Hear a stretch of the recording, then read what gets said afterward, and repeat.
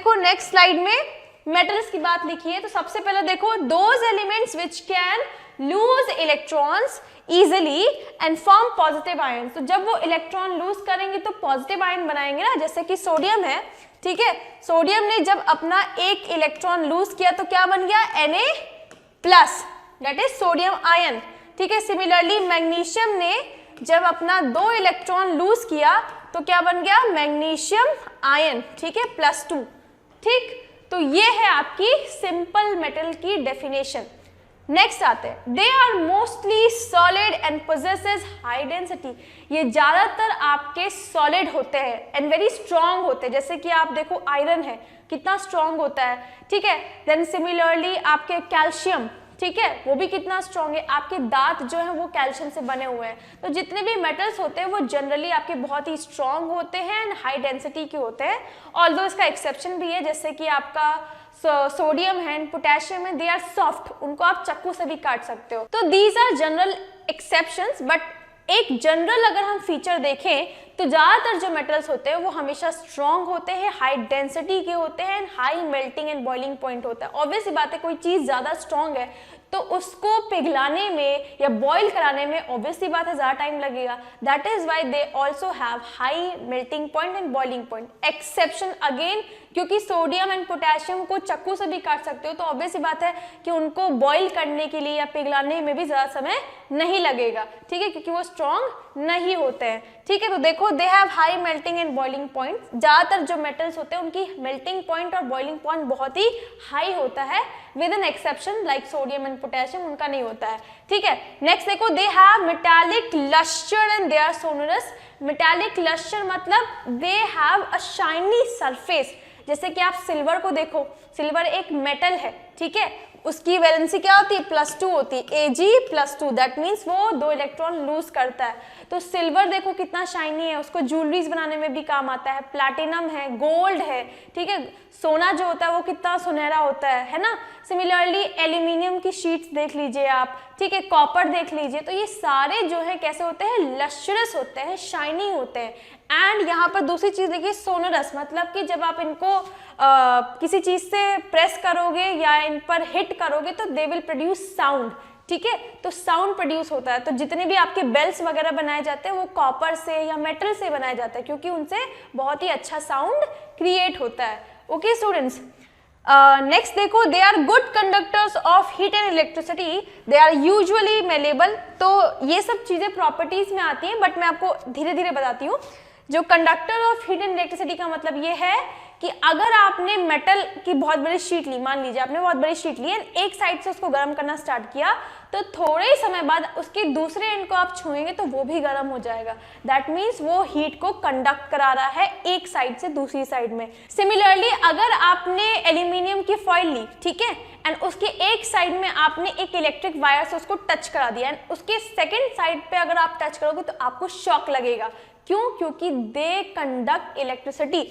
उसमें जो भी एटम्स होंगे उस एल्यूमिनियम के, वो इलेक्ट्रिसिटी को क्या कर रहे होंगे, ट्रांसफर कर रहे होंगे। तो एक साइड से दूसरी साइड वो फटाक से मूव कर जाएगा ना, आपको तुरंत से करंट लगेगा।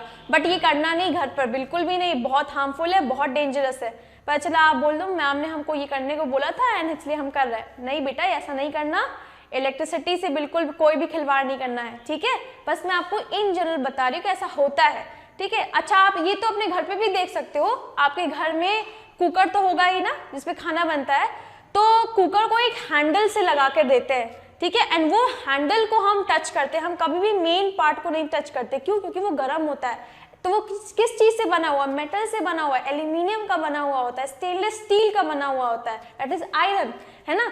तो ये सब क्या है, मेटल्स है ना। तो इसीलिए जब आप उनको टच करोगे तो आपका हाथ जल सकता है, इसीलिए उनमें इंसुलेटर्स लगे होते हैं, ठीक है, ब्लैक कलर के, ठीक, एंड उसी को आप टच करते हो, क्यों? ताकि आपका हाथ जले नहीं, क्योंकि they are the bad conductors of heat and electricity, ठीक है। तो ये चीज होती है। सिमिलरली जो भी आपके घरों में इलेक्ट्रिकल वायर्स आते हैं उसको प्लास्टिक, उस पर एक कवरिंग होती है ना, तो वो क्यों करी जाती है? क्योंकि अगर आपने केवल वायर्स को छू दिया तो आपको तुरंत से शॉक लग जाएगा। तो आपको प्लास्टिक की कवरिंग दी जाती है, क्योंकि metals are very good conductor of heat and electricity, but जो प्लास्टिक्स होते हैं they are not good conductor of heat and electricity. तो अगर आप किसी भी वायर पे प्लास्टिक की कवरिंग कर दोगे तो आपको शॉक नहीं लगेगा।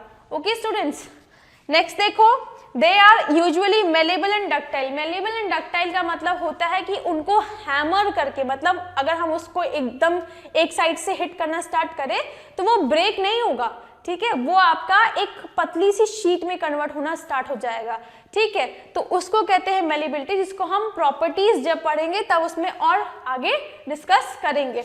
नेक्स्ट डक्टाइल, यानी कि हम उसको खींच कर उसका वायर भी बना सकते हैं। ये तो आप अपने घरों में ही देखते हो, आपके घरों में जितने भी इलेक्ट्रिक वायर्स दिख रहे हैं उसके अंदर आपके कॉपर वायर्स लगे हुए हैं, कॉपर के वायर लगते हैं, एल्यूमिनियम वायर्स लगते हैं, ठीक है। तो ये सारे वायर्स कैसे बनाए जाते हैं, उन मेटल्स को खींचकर उनको वायर्स में चेंज कर दिया जाता है, दैट इज कॉल्ड डक्टिलिटी, ठीक है। एंड ये मेटल्स जो होते हैं they are very good in this feature, ठीक है, डक्टाइल नेचर उनका होता है।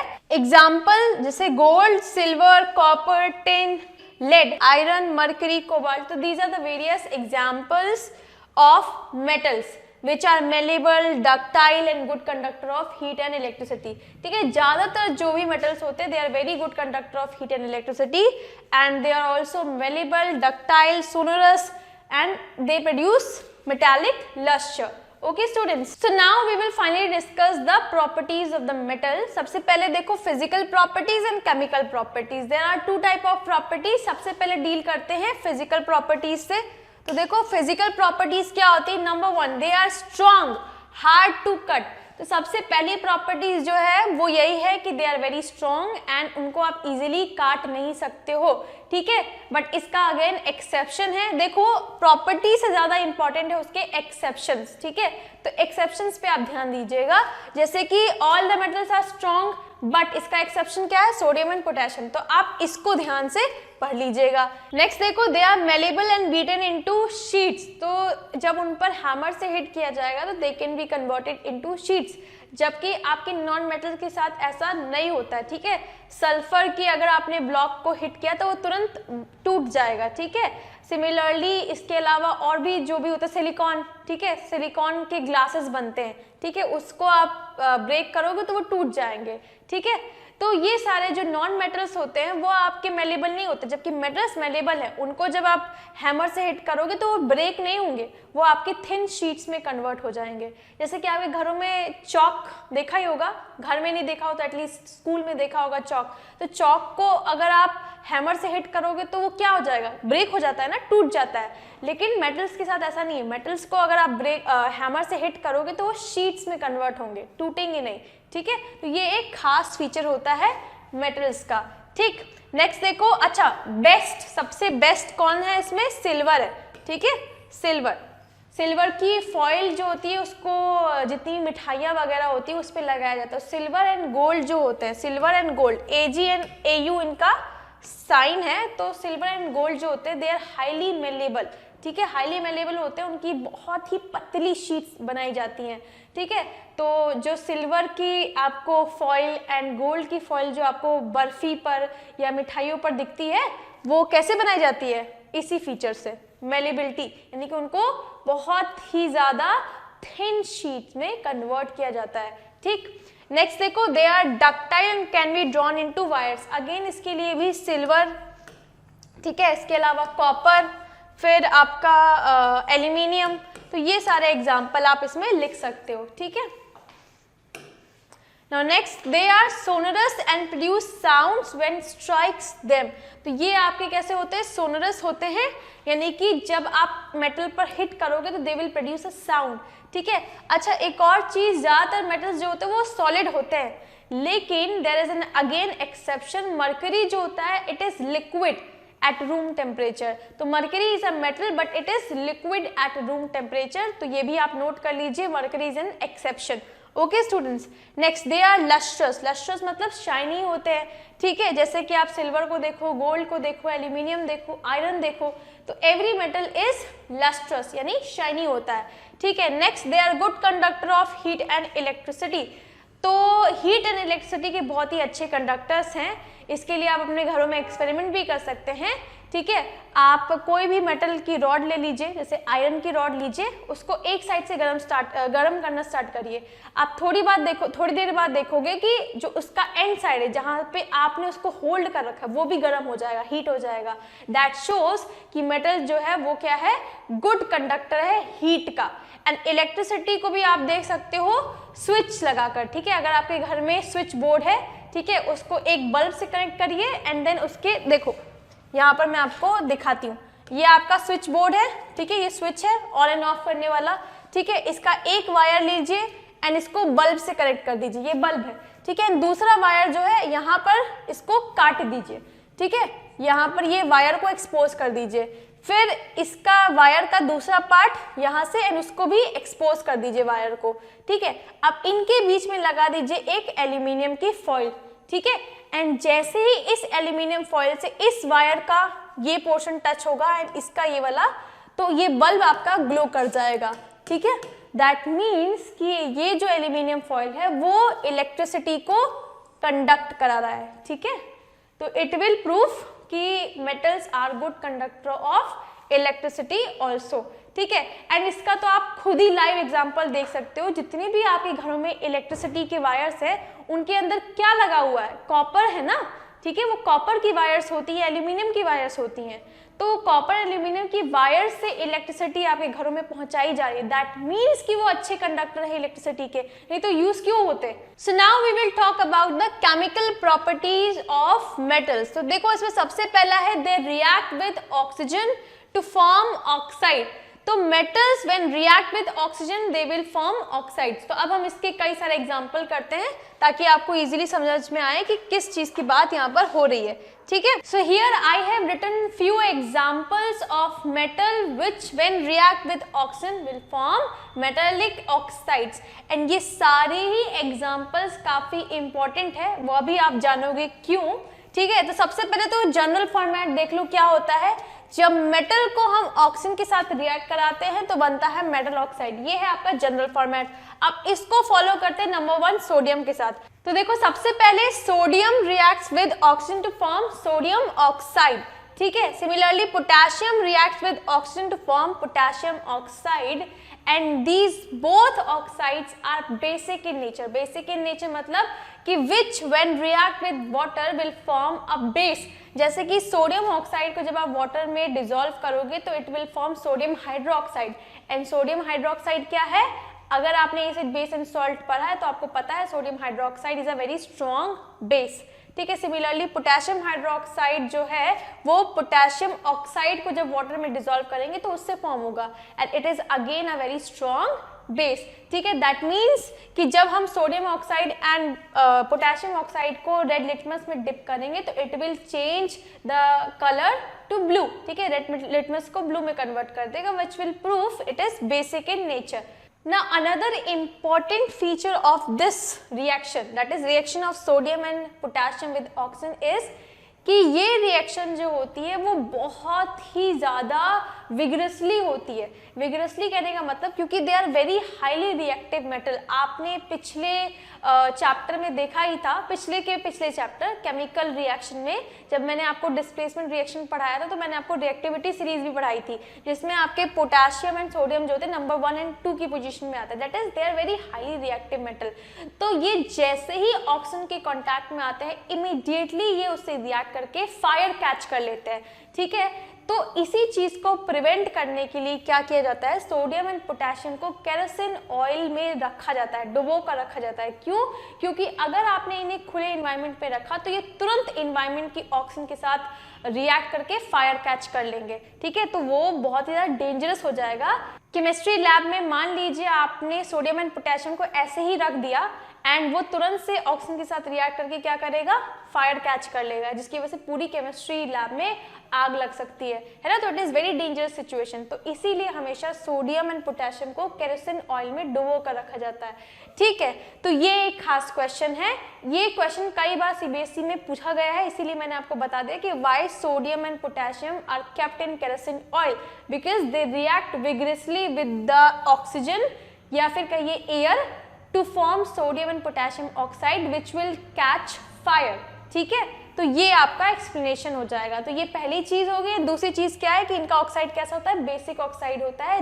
जब इनको वाटर में डिसॉल्व करेंगे तो it will form sodium hydroxide and it will form potassium hydroxide. ठीक है, जो भी चीज मैं आपको बताती हूँ they all are important from the exams point of view, तभी बताती हूँ, नहीं तो नहीं बताती। ठीक है, अब नेक्स्ट आते हैं मैग्नीशियम पे। ना मैग्नीशियम की रिएक्टिविटी जो होती है वो आपकी सोडियम एंड पोटेशियम के मुकाबले कम होती है।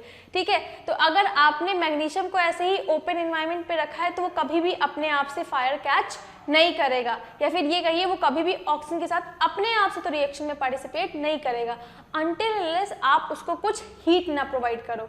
ठीक है, तो जैसे ही हमने मैग्नीशियम रिबन को हीट दी, ठीक है, उसको जलाना स्टार्ट किया, तब वो फायर कैच करेगा। जैसे कि आपने ये अपना चैप्टर 1 में एक्सपेरिमेंट भी किया था, burning of the magnesium ribbon.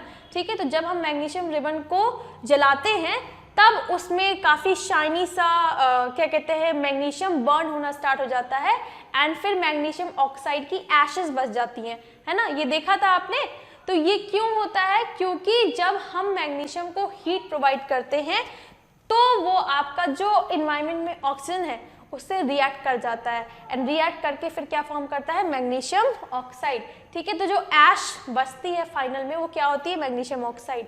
ठीक है, एंड जो आपको फ्लेम दिखाई दे रहा होता है ना, तो वो क्यों दिखाई पड़ता है मैग्नीशियम का फ्लेम, क्योंकि वो ऑक्सीजन के साथ बर्न हो रहा होता है। ठीक है स्टूडेंट्स, तो ये चीज है। तो यहाँ से हम ये भी कंक्लूजन निकाल सकते हैं कि sodium and potassium are highly reactive while magnesium is not that much reactive, क्योंकि इसको हीट प्रोवाइड करनी पड़ रही है, जबकि ये बिना हीट के ऐसे ही आपका रिएक्ट कर जाता है, तभी तो इनको केरोसिन ऑयल में डिप किया जाता है ना। तो अब आते हैं नेक्स्ट। अच्छा, इसका भी ऑक्साइड जो होगा वो बेसिक ऑक्साइड होगा। ठीक है, जैसे ही हम मैग्नीशियम ऑक्साइड को वाटर में डिसॉल्व करेंगे तो it will form magnesium hydroxide which is again a base and turn red litmus blue. ठीक, अब नेक्स्ट आते हैं एल्यूमिनियम पे। Aluminium when reacts with oxygen it will form Al2O3। अच्छा, सबसे पहले तो ये फॉर्मूला देखो कैसे आया है।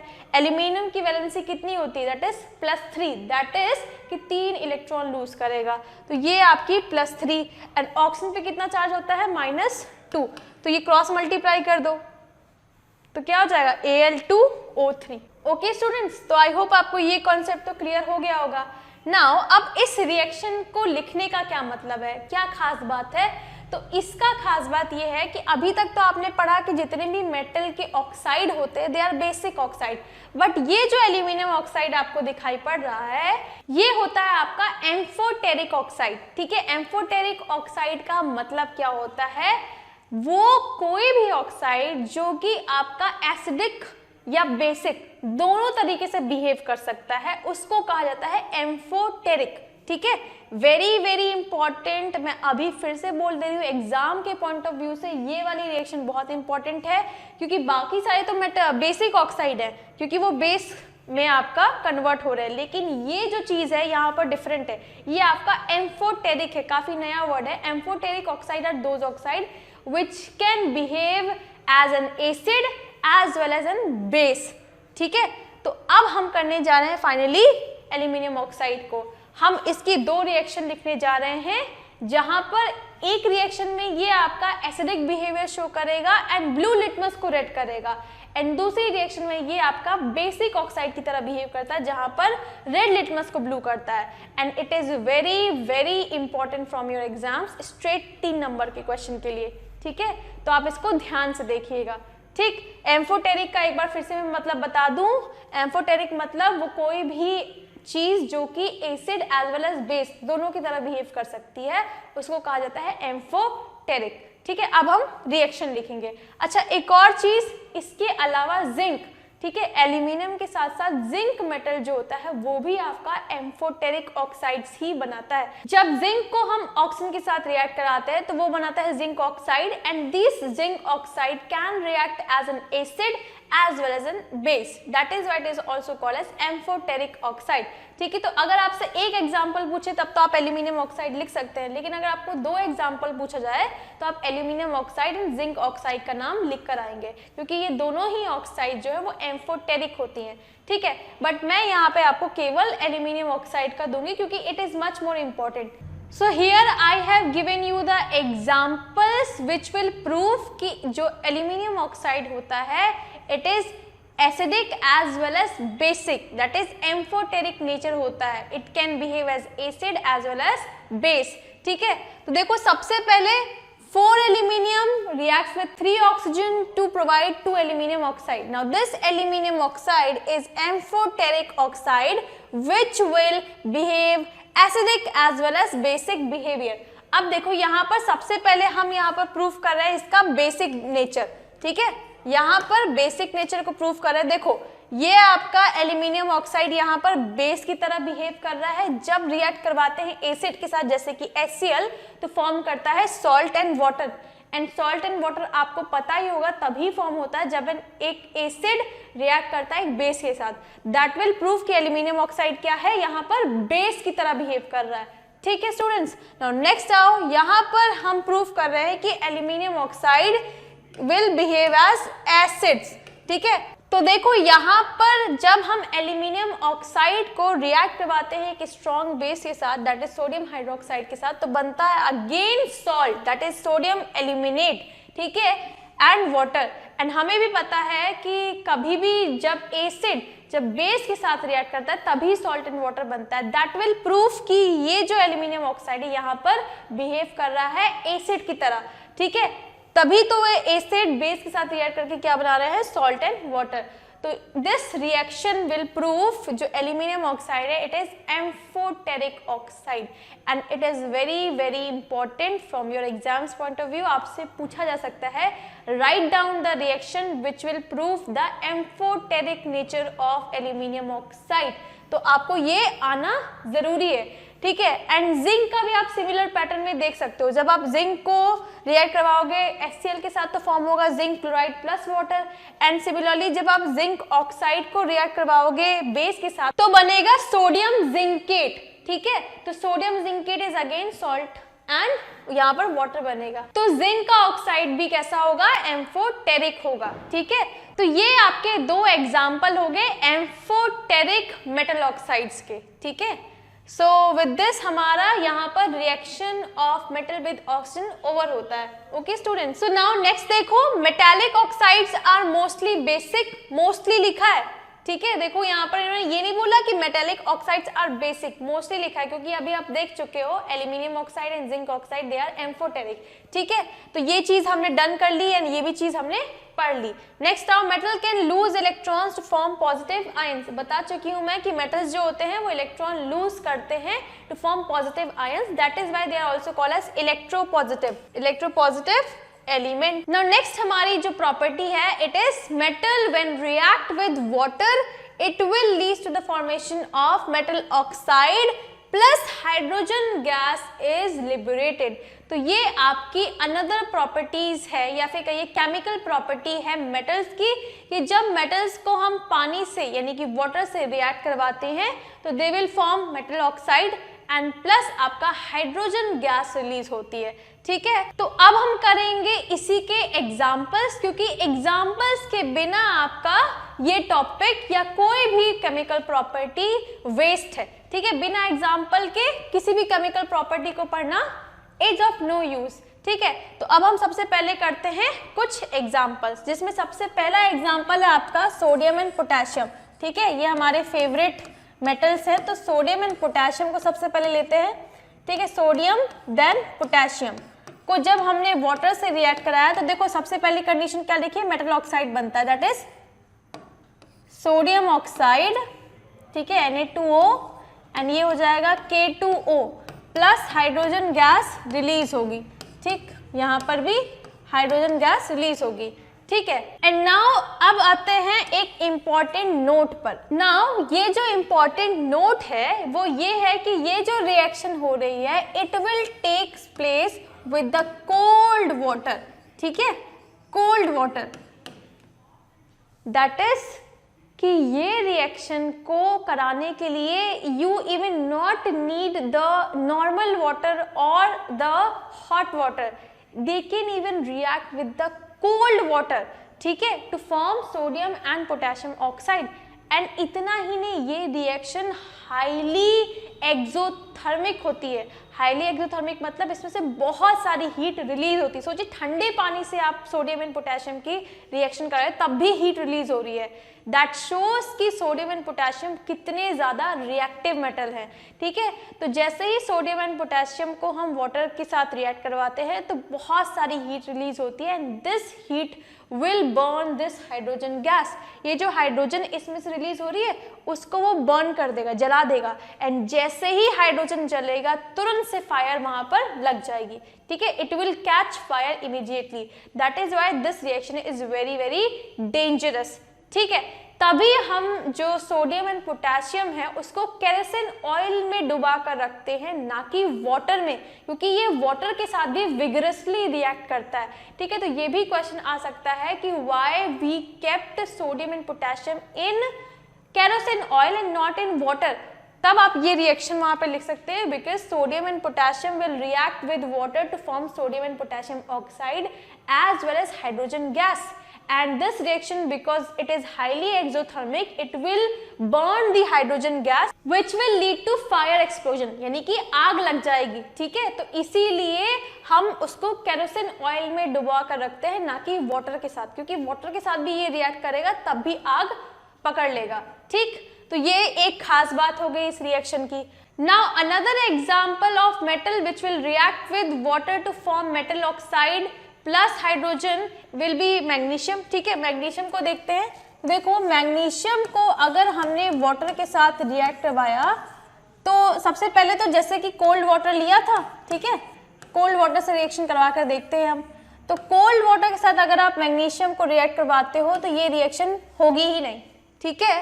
दैट विल शो कि जो मैग्नीशियम है वो आपका हाईली रिएक्टिव मेटल नहीं है, क्योंकि sodium and potassium they are very highly reactive, तो वो आपके कोल्ड वाटर के साथ रिएक्ट करके तुरंत से सोडियम एंड पोटेशियम ऑक्साइड बनाए थे, बट मैग्नीशियम ऐसा नहीं करता। दैट मीन्स कि magnesium is less reactive than sodium and potassium, ठीक है। अब हम करते हैं इसको हॉट वाटर प्रोवाइड करते हैं, ठीक है।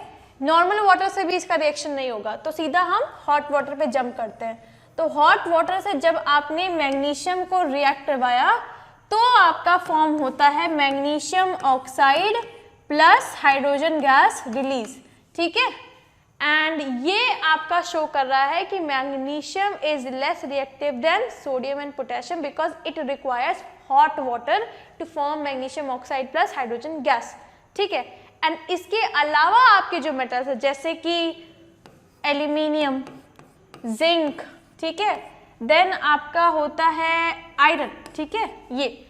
ये जो आपके मेटल्स है they not even react with hot water, तो ये आपके हॉट वाटर के साथ भी रिएक्ट नहीं करते हैं।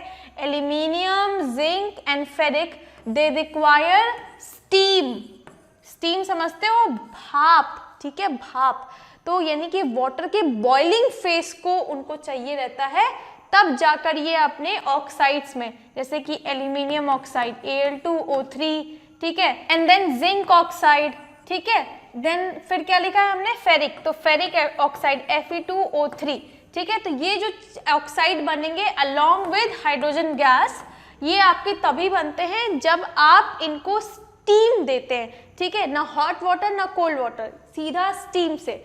दैट विल प्रूव कि aluminium, zinc and ferric they are less reactive than magnesium, ठीक है। तो अगर हम एक टेबल बनाए तो सोडियम को ऊपर रखेंगे, सॉरी पोटेशियम, देन सोडियम, फिर मैग्नीशियम, फिर आपका आएगा एल्यूमिनियम, जिंक एंड आयरन, ठीक है। तो ये प्रूफ करता है रिएक्टिविटी को कि कौन कितना ज्यादा रिएक्टिव है। तो सबसे टॉप पर कौन है, पोटेशियम है, दैट इज कि वो आपका हाईली रिएक्टिव है, जबकि आयरन आपका कम रिएक्टिव है। एंड अगर हम बात करें कॉपर की, ठीक है, कॉपर इसके भी नीचे आता है, ठीक, कॉपर, गोल्ड, सिल्वर, तो वो तो वाटर चाहे हीट वाला दे दो, स्टीम वाला दे दो, चाहे कैसा भी पानी दे दो, वो रिएक्शन ही नहीं परफॉर्म करेंगे।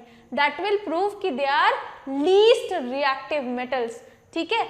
तो इसके लिए आप आज अपने घर पर जाइए, देखिए कि रिएक्टिविटी सीरीज में कौन कौन सी पोजीशन पे है, तो आपको पता चलेगा गोल्ड एंड सिल्वर जो होते हैं वो सबसे नीचे आते हैं, तो वो वाटर के साथ रिएक्ट ही नहीं करते, चाहे कितना भी ज्यादा स्टीम्ड वाटर ही क्यों ना हो, they will never react. Similarly copper will not react. Ferric, they require, ferric, zinc, aluminium, they require steam water. Magnesium will react with hot water and sodium potassium even they will react with cold water. ठीक है, तो ये आपकी reactivity का trend है metals के अंदर. Okay students.